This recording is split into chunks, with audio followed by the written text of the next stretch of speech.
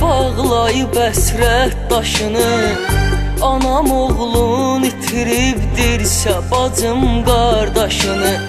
Sən siləydin anamın həm bacımın göz yaşını. Olub Əzrayıla yoldaş mən öləydim yerinə.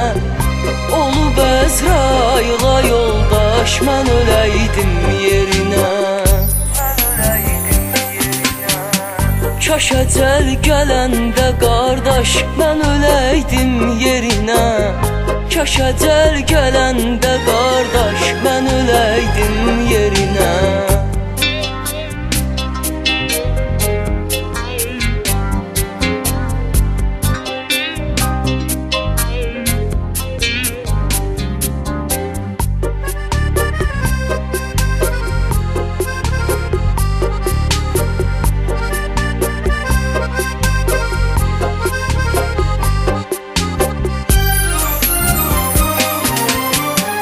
Atamın ağlamağı, naləsi övlad dərdi. Elə bir dərddir ki, gördükdə mənə dərd verdi.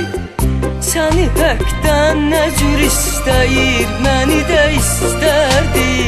Sən ölən məkanda birbaş mən öləydim yerinə. Sən ölən məkanda birbaş mən öləydim yerinə.